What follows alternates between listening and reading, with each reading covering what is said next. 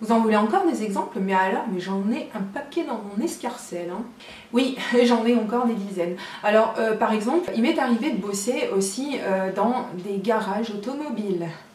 Alors là, c'était toute une histoire, hein, ça aussi. Hein. Alors, comme t'es une fille, apparemment, il me semble. Comme t'es une fille et que les garages automobiles, bah, c'est essentiellement un milieu masculin, et ben t'auras bien compris que forcément, il va y avoir 2-3 petites situations comme ça, bien croustillantes. En même temps, tu peux aller bosser dans des garages, forcément, tu tends le bâton pour te faire battre. Oui, alors encore une fois, c'était pas spécialement volontaire, bien que comme beaucoup, j'aime bien les voitures, quoi, mais de là voilà, à chercher forcément à aller travailler dans ce milieu-là, non, c'était pas forcément, on va dire, une vocation. C'était sympa, voilà, d'allier un truc que je déteste pas, machin et tout, mais bon, pas non plus. On rencontre plusieurs levels, si tu veux, c'est pas de la provocation, c'est on vient un petit peu de gratouiller comme ça, c'est rigolo. Bon, on peut même dire par moments que c'est même plutôt flatteur, hein, on va pas se mentir.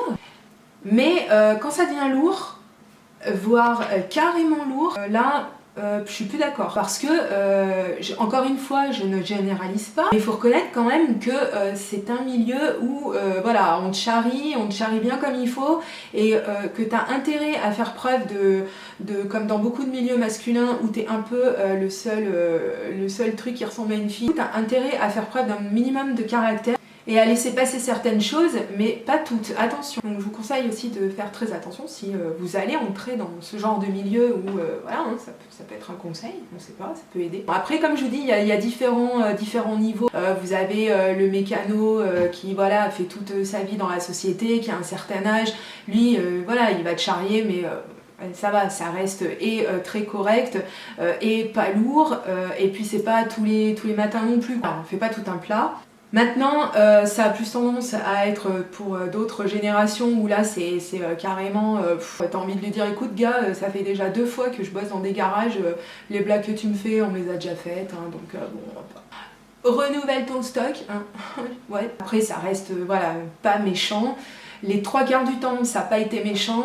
Il y a juste eu à un moment où là, ça l'est devenu par contre. Et là, je rigole plus. Où vraiment, si c'était à refaire, je pense, avec les témoins, etc., que ça aurait pu aller un petit peu plus loin parce que la personne a carrément dépassé les bornes. J'ignore ce qui a pu le faire croire, hein, puisqu'il savait très bien que j'étais avec quelqu'un à cette époque-là et que, je sais pas quel signal il a pu capter que je n'aurais pas envoyé d'ailleurs, hein, soyons logiques, hein, me plaisait pas du tout en plus, et puis j'étais pas seule, et puis voilà, moi j'étais là pour le boulot, je voulais pas autre chose, et je sais pas ce qui lui est passé par la tête. Donc on va pas s'étendre sur le sujet parce que c'est déjà bien assez lourd comme ça, hein, on va pas parler de son côté lourd à lui non plus, mais pour vous dire vraiment de faire attention. Et c'est pour ça que j'ai décidé maintenant. Alors, même si ça fait vieux, ouais, bah, j'assume, j'ai bientôt 40 ans, eh ben oui, voilà, hein, je suis d'une autre génération, hein, c'est comme ça. J'ai décidé que le tutoiement, c'est fini. Mais c'est fini de chez fini. Alors maintenant, on va pouvoir me demander autant de fois qu'on veut de tutoyer qui que ce soit, ça sera vous, et c'est tout. Parce que ce qu'il faut se dire, c'est que le vouvoiement, ça impose, si vous voulez, une certaine rigueur. Déjà, on vous parle pas pareil si on vous tutoie que si on vous vouvoie. C'est pas facile à dire, mais c'est vrai. Et ça laisse une distance. Moi, j'appelle ça maintenant la distance de sécurité. On va pas nous traiter pareil si on nous vouvoie que si on nous tutoie. Faites-en l'expérience, essayez de chercher un petit peu dans votre passé si je dois pas être bien loin de la vérité. Mais moi, je sais que maintenant, après, chacun est libre de faire ce qu'il veut. Pas mon problème, mais je sais que maintenant on me demandera de tutoyer, mais de toute façon globalement j'ai beaucoup de mal à tutoyer, ça s'entend pas trop dans les vidéos parce que j'ai tendance à vous tutoyer facilement, c'est pour le show, mais en tout cas maintenant c'est clair et net que la hiérarchie c'est la hiérarchie. Et moi, c'est moi. Et puis même d'ailleurs, où j'en suis venue avec les conséquences que ça peut avoir, un petit peu les anecdotes que je vous donne par rapport aux collègues de travail, j'en suis même arrivée au final à me dire que même eux restent loin de moi et que moi je reste loin d'eux. Loin de moi l'idée de dire que forcément quand ça part en quenouille avec les collègues de travail, c'est forcément leur faute à eux. J'ai certainement des torts aussi que je reconnais, pas de problème là-dessus. Mais justement, si vous n'êtes pas trop près des personnes, et bien si vous avez des problèmes par la suite avec, justement, Si vous n'êtes pas proche de ces personnes, eh bien les problèmes que vous aurez avec ces mêmes personnes, quelques problèmes que ça puisse être, eh bien eux aussi vont rester quand même à une certaine distance et vous ne serez pas forcément impacté, vous n'en prendrez pas plein la tronche à longueur de journée. Je pense quelque part que c'est pas plus mal. Après on peut me prendre pour une réac, ouais vas-y, faut te dégripper un petit peu la vieille. On me l'a déjà dit, hein, on me l'a déjà dit.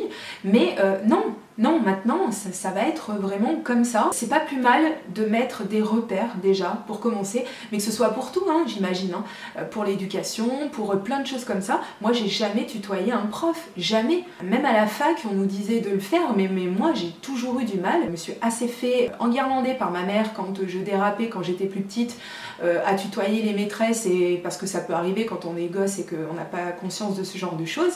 Je me suis assez fait remonter les bretelles pour maintenant en avoir gardé l'habitude de ne pas tutoyer à tout va. Et puis même, tant pis, même si c'est avec des collègues qui ont mon âge, même si c'est avec des collègues qui sont plus jeunes, et ben mine de rien, moi je trouve qu'on nous écoute peut-être pas mieux, mais différemment, ou davantage quand on vous voit quelqu'un que quand on le tutoie.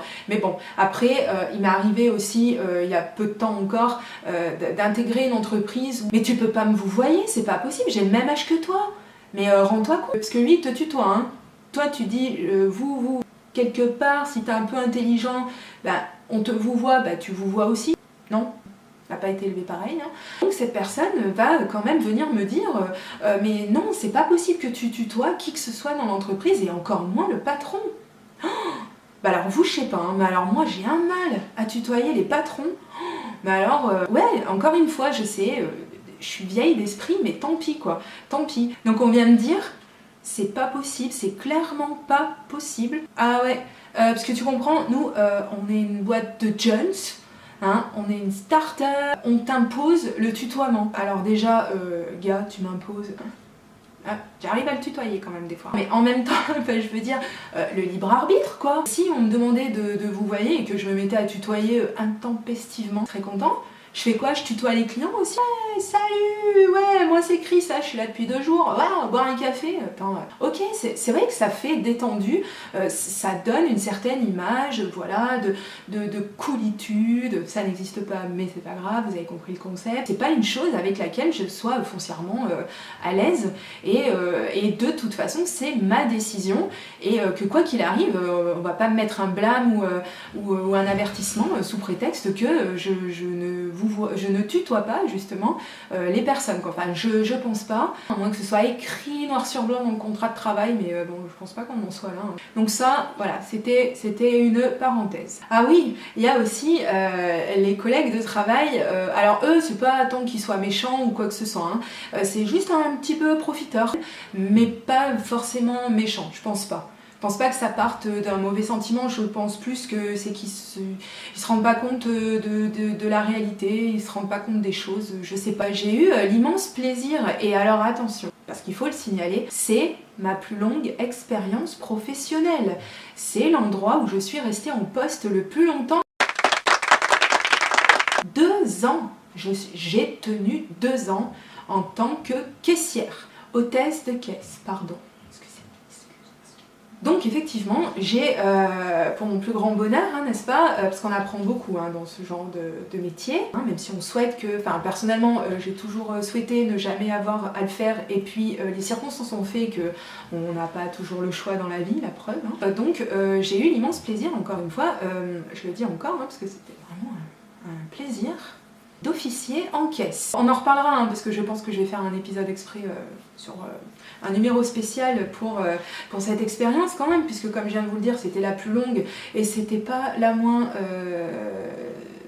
celle qui présentait le moins de péripéties et le moins de choses à dire hein, par conséquent. Mais parlons des collègues de travail. Alors donc ils m'ont cerné tout de suite en fait, à savoir donc, alors par contre franchement il y a une bonne ambiance hein. Là de ce côté là, on va dire que je m'entendais à peu près avec les 3/4 et puis le quart qui était un petit peu faux cul et tout, donc bon c'était bonjour bonsoir, on reste poli avec eux. Voilà, faire bonne figure, mais t'en penses pas moins, mais c'est pas grave, eux aussi pensent des choses sur toi, donc c'est pas grave. À l'autre partie donc des collègues avec qui tu t'entends bien, donc ils t'ont cerné et ils ont bien vu que ouais, bah t'as une petite âme revendicatrice quand même, hein. Tu te laisses pas marcher sur les pieds. Je commençais quand même déjà, j'avais 26 ans hein, quand j'ai été caissière, donc ça va, hein, j'avais déjà un peu roulé ma bosse, ça faisait déjà 7 ans que je connaissais le monde du travail, je me faisais plus bananer comme je pouvais me laisser faire au début où je travaillais. Évidemment, hein, donc il y a plein de choses, moi qui alors, c'est certainement un des boulots mine de rien qui aura franchement été les plus durs hein, à faire, hein,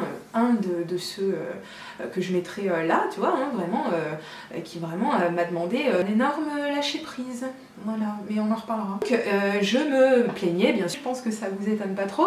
Ouais, les horaires, les coupés, ouais, parce qu'on travaille le matin, il faut revenir la fin d'après-midi, des fois rien que pour 2 heures en plus. On t'appelle en catastrophe parce qu'il faut faire un remplacement qui n'était pas prévu. Bien évidemment, hein, c'est bien connu, sinon je pense qu'on serait toutes hôtesses de caisse, que c'est très mal payé aussi, hein, bien entendu, c'est pas rémunéré, on va dire, par rapport à la pénibilité du poste. Alors ça aussi, il y a de quoi dire, hein, je pense, hein, sur le sujet. Et donc, mes collègues, eh ben, c'est des personnes, comme dans beaucoup de cas d'ailleurs, qui pensent la même chose que toi. Ben, bien entendu, hein, elles sont dans la boîte depuis, pareil, hein, depuis que les murs de la boîte existent. Hein, donc, c'est pas impossible qu'elles soient là à peu près depuis le début ou qu'elles ont pris un peu le train en marche après la première station. Elles sont quand même là depuis très longtemps. La petite particularité, c'est que, eh bien, on les connaît tellement bien que voilà, elles n'ont jamais revendiqué quoi que ce soit, tout passe avec elles, toujours le sourire, ça dit jamais rien, donc forcément,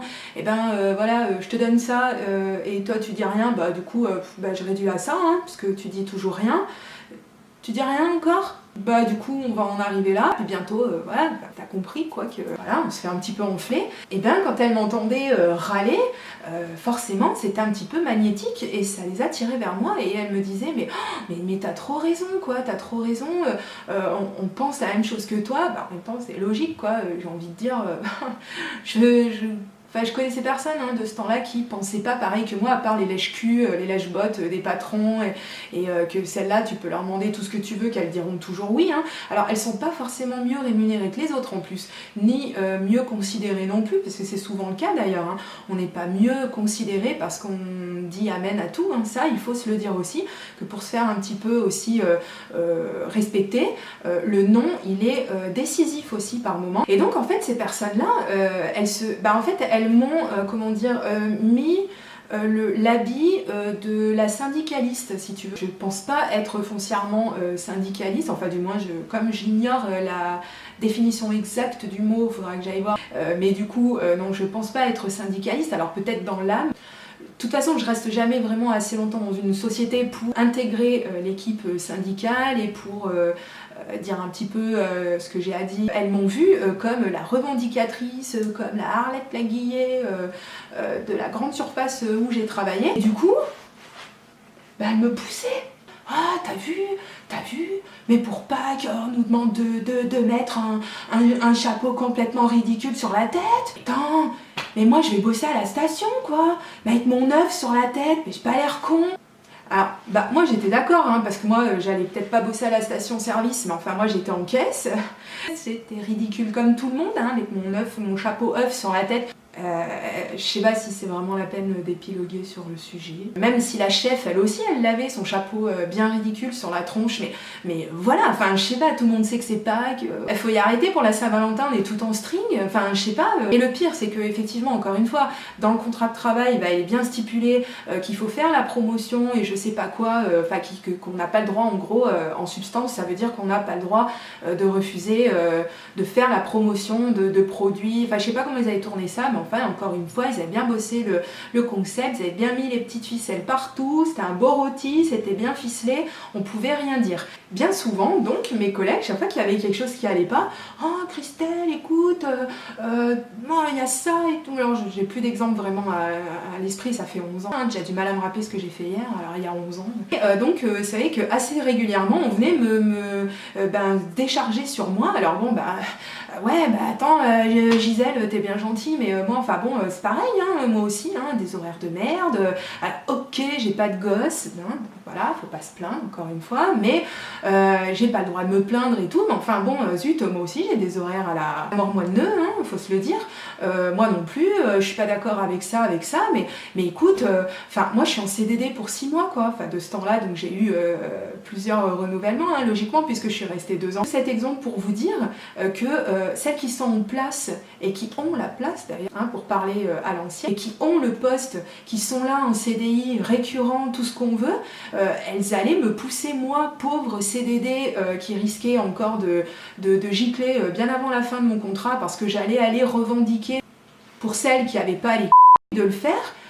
Voilà, donc ça c'est les collègues bien gentils, mais gentils, voilà, gentil n'a qu'un œil et on en a tous deux, hein, donc enfin à peu près quoi. Voilà, ça c'est encore une autre sorte de collègue, voilà, qui fait pas forcément du mal volontairement, mais qui ont tendance aussi un peu, ben du coup, pas à te rejeter, mais à te mettre un petit peu de côté, bah parce que elle est égoïste, elle pense pas à moi, c'est grosse égoïste, machin.